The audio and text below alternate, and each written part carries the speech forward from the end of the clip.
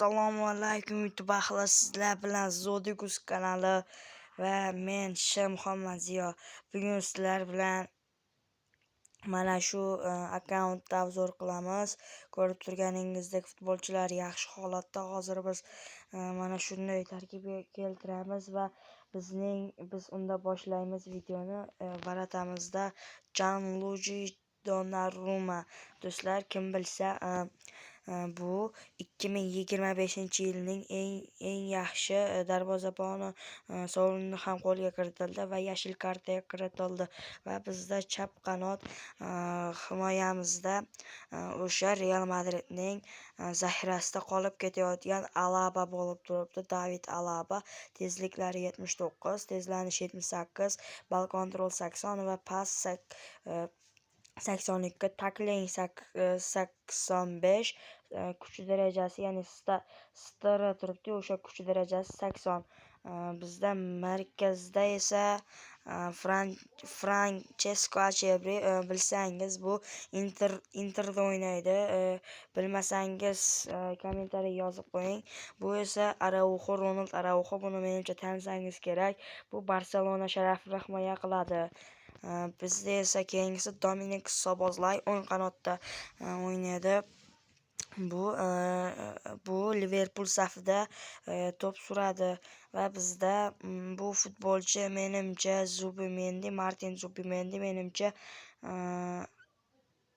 kimda o'ynar ekan? Napolida o'ynar shekilli, adashayotgan bo'lsam, qaysi klubda o'ynashini yozib ketding. Va bizda Luka Modric bu Real Madrid afsonasi, bilasiz o'zingiz. Hozir Inter Milanda o'ynaydi menimcha. Milanda o'ynaydi va Pedri o'ng qanot, ya'ni himoyamizda. Ko'rib turganingizdek bunga gap so'z yo'q. 1.74 ekan bo'yi. Ko'rib turganingizdek, endi Michael Olise bu o'zi hujumda o'ynashi kerak deyishingiz mumkin, ammo hujumda bundan kuchli-da futbolchilar. Shuning uchun Oliseni shu qanotga qo'yganman va bu ko'rib turganingizdek Bavariya safida o'ynaydi. Tezlik 84. Sizga yoqadimi bu futbolchi? Kommentga yozib keting. Bizda esa Holland, bu Manchester Cityda o'ynaydi, bilsangiz, norvegiyalik futbolchi. Va bizda Lautaro Martinez, bu ham Interda o'ynaydi. Bu Argentinaning hujumchisi va bo'yi 1.74. Ko'rib turganingizdek, bizda esa zaxira futbolchilari Diego Jota, bu yomon xabar, shu yozda o'tib ketdi. Ammo Dalosa menga bu futbolchini kelgizdi va men bu futbolchini transferlardan sotib olganman.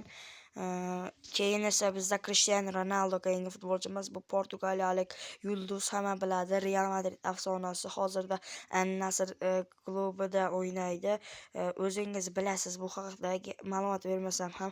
Xvicha Kvaratskhelia, bu PSJda o'ynaydi va Usmon Dembelega asosan assistlik qiladi. Bilasiz buni ham menimcha.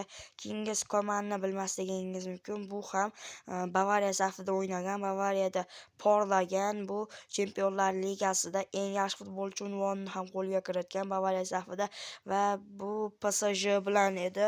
PSG bilan o'yinda Bavariyani Chempionlar Ligasining finalida bu o'yinning eng yaxshi futbolchisi bo'lgan. Hozirda An-Nasrda o'ynaydi. Bu ham. Keyingisi esa Vinicius Junior. Bu braziliyalik futbolchi, o'zingiz bilasiz. Bilganlar biladi, bilmaganlar o'zi ham biladi. Bu tezlik 95, ko'rib turibsiz. Tezlanishini 100 qo'yganman, 86 darajasi. Shu akkaunt sizlarga yoqdimi? Yoqqanlar bo'lsa like bosib ketishni unutmang. Xayr, bo'lmasam do'stlar, kanalimizga obuna va like tugmasini bosib qo'yinglar. Xayr, sog' bo'ling do'stlar.